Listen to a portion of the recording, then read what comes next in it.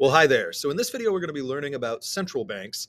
And in addition to their job as the regulator and the bankers' banks, we're going to be talking about something called monetary policy. And then we're going to learn about the three tools of monetary policy in a limited reserves framework. So there's a lot to unpack here. This is a little bit of a technical lesson. Let's get started.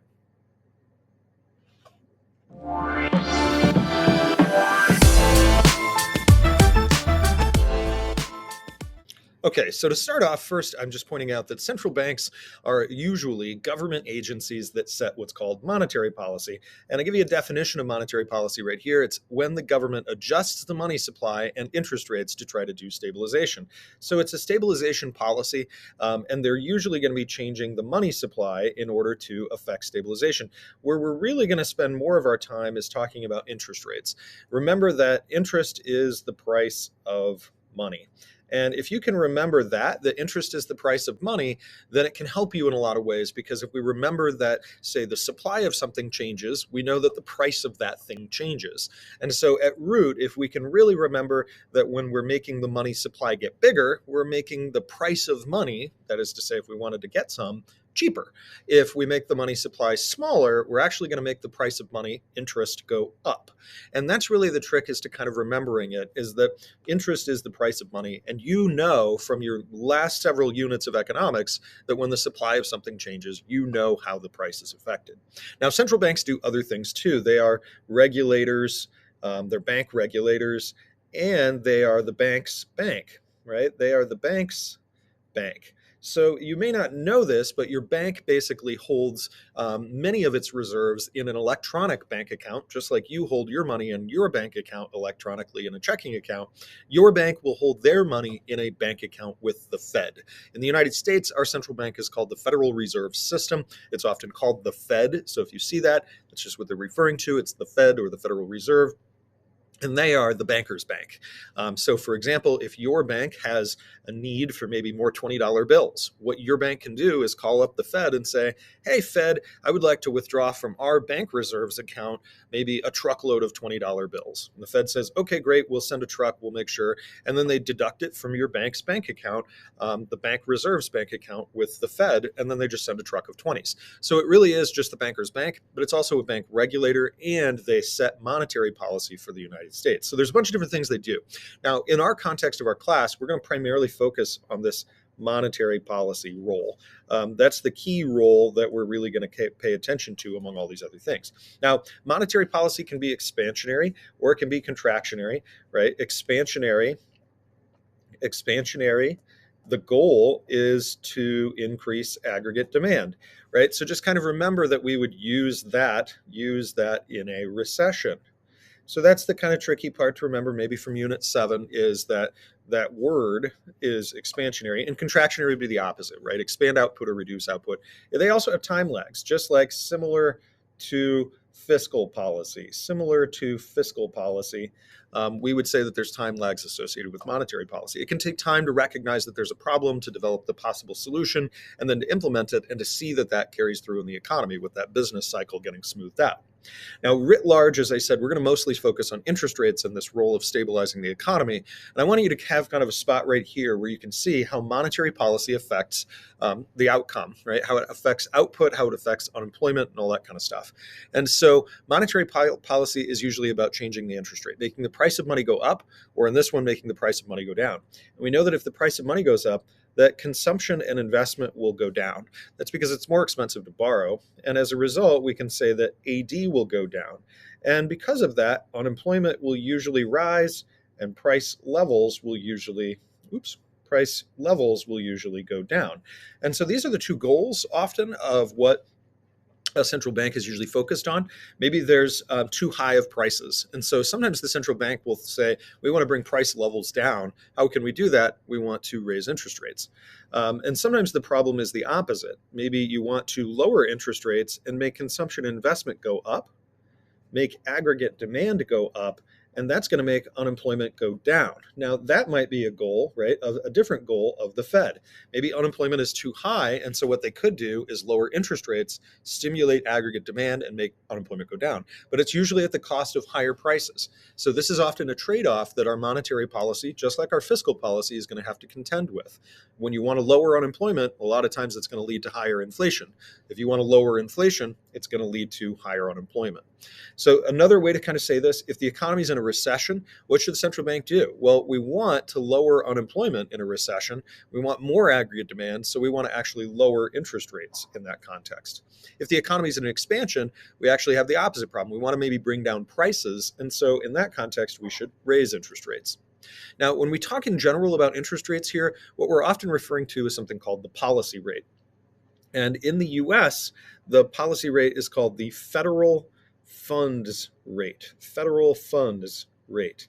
And it's a specific particular interest rate that I want to kind of explain for a brief moment because it will come up in a moment like how it's actually affected. This is the base interest rate for virtually everything else in the American economy, this policy rate. And what it actually is an interest rate that banks charge each other for overnight loans. Imagine that you're a bank and maybe you're a little bit short of reserves from what you want that to be. Maybe your bank wants to have 50 billion in reserves and you only have 45. So what you can do is you can actually borrow that from another bank in an overnight loan. Maybe a whole bunch of people came in today and withdrew reserves, and you wanted to make a big loan tomorrow, and so you're a little bit short of what you need. So you could go to another bank overnight and borrow that loan, borrow that money. Now, this overnight lending market is facilitated by the Federal Reserve. So that's why we actually call it the federal funds rate in the United States, because the Fed basically handles all of that back and forth. To the banker's bank, it's very easy for the Fed to be like, okay, you're going to loan money from this bank to that bank. We could just boop, boop, boop, do the transfer. So this policy rate, this interest rate that banks charge each other, is also something that the Federal Reserve can see. It can actually see that market because the Fed is the one that actually facilitates it. So it's a really easy interest rate for the Fed to kind of keep an eye on. In addition, is the base interest rate for all the other interest rates really in an economy. And this is true for things like credit cards. It's true for car loans. It's true for mortgage loans. So all of the other ones like car loans, mortgages, credit cards, all these other things are going to adjust up and down based on really what that policy rate is, right? Credit cards, all that stuff. Now, if it's a fixed interest loan, it's not going to adjust, right? To be clear, but only if it's like, say, something where you're going to go get a new mortgage loan or you're going to go get a new car loan, you're going to pay maybe a higher interest rate if that policy rate has gone up. So this is the rate that monetary policy is going to seek to adjust, right? This interest rate that these banks charge each other for overnight loans in this kind of technical market. Now, in terms of the types of scenarios that you're going to see, there's really two worlds that monetary policy lives in. They live in a world called limited reserves, and they live in another world called ample reserves. And I'm sorry, that's a little bit blurry. It keeps getting blurry at the bottom there. The limited reserves and ample reserves really just refers to whether the banks hold a lot of excess reserves, hence the name ample, and that, we can write that word a lot, or they don't hold very much in excess reserves. And before the 2008 financial crisis and the Great Recession, most banks around the world held limited reserves. The US banks had very, very low amounts of bank reserves. And then during the financial crisis, lots of banks basically went bankrupt. And a huge number of them started holding much, much more reserves. And it's a little bit more complicated than everything. I'm just kind of quickly summarizing that there. But because of that, because of a lot of these banks holding lots more reserves than required in more developed countries like the United States, EU, Japan, the tools that I'm about to talk about don't really work in that circumstance. And so in the last 10 years, different governments have come up with a different tool for this system. What we're first going to learn, though, is the tools that work under limited reserves. And there are quite a few countries that still use these tools as well. So that's why we're kind of keeping them in kind of reserve a little bit there. All right, so let's talk about what these tools are, how they could actually affect the interest rate, right? That policy rate. How could they affect that policy interest rate in order to change basically aggregate demand, remember? And the first one, the most important one is going to be open market operations. And open market operations means buying or selling government bonds. Now, just as kind of an explanation for what's happening here, I think it benefits to just hear the explanation. Imagine that you are a regular plain Jane commercial bank. Maybe your US Bank, maybe your Bank of America, PNC Bank, Commerce Bank, whatever bank you want to be, right? Lindell Bank, a small little bank, right? A normal bank. And I am the Federal Reserve. And let's say that I want the interest rate to go down. I want the interest rate to go down because maybe we're in a recession in the United States. And so I'm going to try to create more money to make the interest rate go down, to make the price of money go down. Now, the way that I can do that is by coming to you, a retail bank, a commercial bank, and I say, listen, bank, I would like to buy some of your assets, some of the things that you have that have value. And usually what they try to buy are government bonds. So we looked at bank balance sheets already in this class where banks will sometimes hold on to bonds, right? And they'll have loans and things like that. And what I can do as the central bank is I can buy the bonds from the bank, right? I buy bonds, and then that bank, you, will receive brand new excess reserve money. I just create it out of thin air. I'd credit it to your account because remember, I'm your banker. And then I take your bonds and I stick them in my back pocket. I hold on to them usually until they reach their term. And then whoever originally borrowed the money, whether it's the US government or anybody else, pays me back, right? And so basically, I hold on to the bond until the very end. I get paid back because I obviously paid you for the bond. So I'm the final bond holder, and everybody's kind of made whole at that point. Now, when I buy bonds, and I make those new excess reserves, that literally is creating more money, and that makes the interest rate go down. The way you can remember this is buy bonds makes the money supply bigger, right? Bigger, and that's going to make the interest rate go down. Now, if I go the other direction, I can actually make the money supply get smaller through the same process. I can say, I would like to sell you bonds, right? And remember, you're the commercial bank, you're the regular plain Jane bank. I don't know why this keeps getting more blurry on me. But if I'm going to sell you bonds, I take the bonds out of my back pocket and I give them to you. What do you give me in return? Well, you pay me in excess reserves. I delete them out of your account, right? You pay me, I delete them out of them, right? Excess reserve money. And then literally the money supply has gotten smaller, and that's going to make the interest rate go up. And so again, this is a way that I can directly influence how much reserves are in the system. And when I'm doing that, I'm making that policy interest rate go up or down in the way that I want. Now, the other two methods are going to change how much money supply there is more by changing the bank's behaviors. That's to say, I'm going to try to affect how PNC or US Bank or Bank of America or Citibank, I'm going to try to affect how they lend money. So that's what these other two tools are. I don't directly change the money supply with these necessarily, but what I'm going to do is affect how much money you choose to lend out. And remember, if banks lend out money, that creates more. So if I can do something to maybe make you lend more money, or I could do something to make you lend less money, I could affect how much money there is. And this first one here is going to be changing the discount rate, right? The discount rate. And that's going to require me to explain what that is. The discount rate is actually another interest rate. And it's basically this. If let's say you, that bank in just a moment ago, where we were in this thing where maybe you needed some extra reserves, right? And you were going to borrow from another bank in an overnight loan market. And you think about that overnight loan market where you were going to borrow from another bank in that overnight market. And maybe there just weren't quite enough reserves in that market. Right? Maybe nobody wanted to lend money to you for some reason, right? Maybe they didn't trust you. Maybe they didn't have anything. For whatever reason, in that overnight loan market, there just wasn't enough credit for you to borrow what you needed. Well, what you could do is you could borrow directly from me. You could borrow from the Federal Reserve.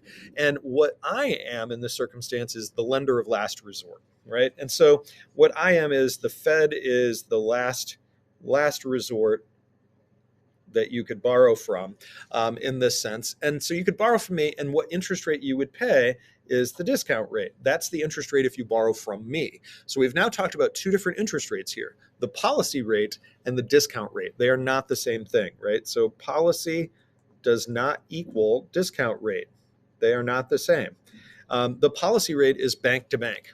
The discount rate is when a bank borrows from the Fed, from the central bank. And if I were to make it cheaper for you to borrow from me, if I lower that discount rate, then I'm going to say, it's not a big deal if you need to come and borrow from me, right? It's not a big deal. And in fact, when I lower the discount rate, I'm basically pushing down the policy rate because everybody else is going to go, well, I can't compete with the discount rate. And if I actually push the discount rate really far down, it can actually push the policy rate down along with it. That's because no one would be willing to borrow from another bank if they could borrow from me, right? You think about it from that. And so if I'm like the discount rate, I can actually be the top most interest rate in the market. It's a little bit of a weird thing to think about. It's the discount, but it's actually almost like that I'm set slightly above that policy rate and I can actually push it down. Now, ultimately too, if I lower the discount rate, banks are just going to borrow more from me. And that's going to make the money supply get larger, and that makes the interest rate go down. If the central bank, if I were to increase the discount rate, it's going to make it more expensive to borrow from me. And that's going to mean that you're going to borrow less. And that means less money is going to get created out there. So interest rates would rise. The third tool that we can use as the central bank is changing the reserve requirements. Changing the reserve requirements. And I'll be honest and say that it's pretty rare for central banks to actually do that. Central banks typically don't change reserve requirements because they're really not designed to change the money supply as much as they are designed to ensure the stability of the banking system. And top secret, but the United States' reserve requirement has been 0 for decades. So we don't really use this tool, and many countries around the world don't. But we still need to understand it, right, for this class. If I, the central bank, were to change how much banks have to keep on required reserves, that would change how much those banks could lend out. It allows them to lend more if I lower the reserve requirement. If I say, oh, you only have to keep 5% and not 10, then I literally allow you to create more loans, and that can make the money supply go up and reduce interest rates. Because again, if I'm creating more money out there, the price of money is going to go down. If on the other hand, I say, no, you have to hold a lot more in reserves, then banks are not going to be able to lend as much. So the money supply is going to get smaller and interest rates will rise. So hopefully you can kind of understand what these three tools are of limited reserves framework and also the general idea of monetary policy. I'll see you next time.